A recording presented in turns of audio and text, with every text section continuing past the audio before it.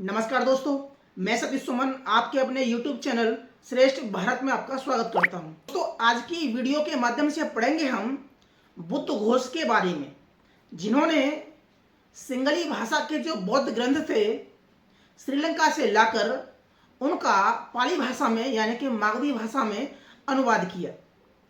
तो जिन्होंने अभी तक हमारे चैनल को सब्सक्राइब नहीं किया है तो प्लीज़ चैनल को सब्सक्राइब कर लें, बगल में जो बेल आइकन है उसे भी क्लिक कर दें ताकि हमारी हर वीडियो का नोटिफिकेशन आप तक पहुंचता रहे। बुद्ध घोष का जन्म आधुनिक बिहार के बोध गया के पास मोरंड खेटक नामक स्थान पर एक ब्राह्मण परिवार में हुआ।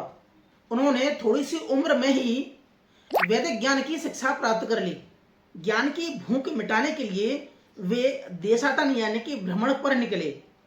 इसी दौरान उनको एक बार बौद्ध विहार में रुकना पड़ा, जहां पर रेवत नामक एक बौद्ध भिक्षु के पास इनका शास्त्रार्थ हुआ, जिसमें रेवत ने इनको शास्त्रार्थ में हरा दिया।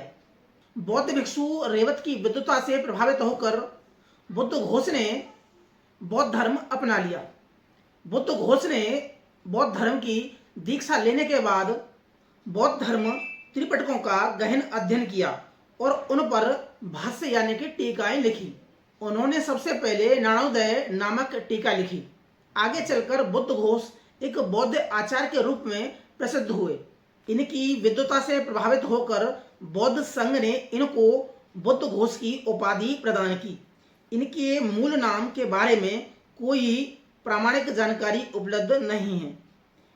इनके समय में बौद्ध ग्रंथ जो मूल ग्रंथ थे वो श्रीलंका की सिंगली भाषा में उपलब्ध थे। अपने गुरु रेवत की आज्ञा पाकर बुद्ध घोष श्रीलंका जाते हैं।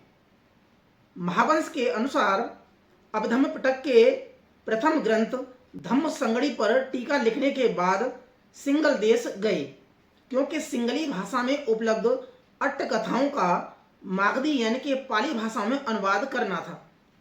यानी कि अट्टकथाओं में जो सिंगली भाषा में थे, जो श्रीलंका की भाषा थी, उन अट्टकथाओं का पाली यानी कि मागधी भाषा में अनुवाद करना था। इसलिए बुद्ध घोष श्रीलंका जाते हैं। बुद्ध घोष मगध से कांची पहुंचे, वहां के विहारों में वर्षावास किया। उस समय दक्षिण भारत थेरवाद का गढ़ था। सिंगल द्वीप यानी कि श्रीलंका के अनुराधपुर विहार में महास्थविर संघपाल की देखरेख में बुद्ध घोष ने सिंगली भाषा में उपलब्ध अट्टकथाओं का अध्ययन किया, परंतु अनुराधपुर विहार के ग्रंथागार यानी कि लाइब्रेरी में उनका प्रवेश आसानी से न हुआ। उनकी योग्यता की परीक्षा ली गई। जब उन्होंने विशुद्ध मग्ग नामक एक विशाल पाली ग्रंथ की रचना की, जिसमें बौद्ध दर्शन के आधारभूत सिद्धांत थे, शील, समाधि और प्रज्ञा की विस्तृत विवेचना की गई, तब वहां के भिक्षु संघ ने उनकी योग्यता को समझा और उनको सिंघल अट्टकथाओं के मागधी अनुवाद की अनुमति दी। सिंघल अट्टकथाओं को मागधी यानी कि पाली भाषांतर करने के बाद बुद्ध घोष उनको भारत लेकर आए। कुछ का भाषांतर उन्होंने दक्षिण भारत के कांची में रहकर किया। बुद्ध घोष ने कुल 14 ग्रंथों की रचना की। समंत पासादिका नामक ग्रंथ को उनकी पहली रचना माना जाता है।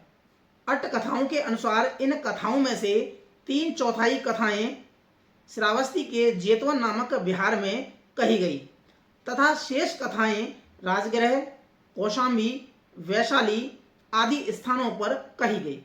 तो दोस्तों, आज पढ़ा हमने बौद्ध विद्वान यानी कि बौद्ध भिक्षु बुद्ध घोष के बारे में, जिन्होंने जो श्रीलंका में अट्टकथाएं थीं जो उनकी भाषा में थी, वो अपनी भाषा में यानी कि पाली भाषा में उनको अनुवाद कर भारत को सौंपा। तो आज के लिए सिर्फ इतना ही। मिलते हैं हम अगली वीडियो में, तब तक के लिए नमस्कार।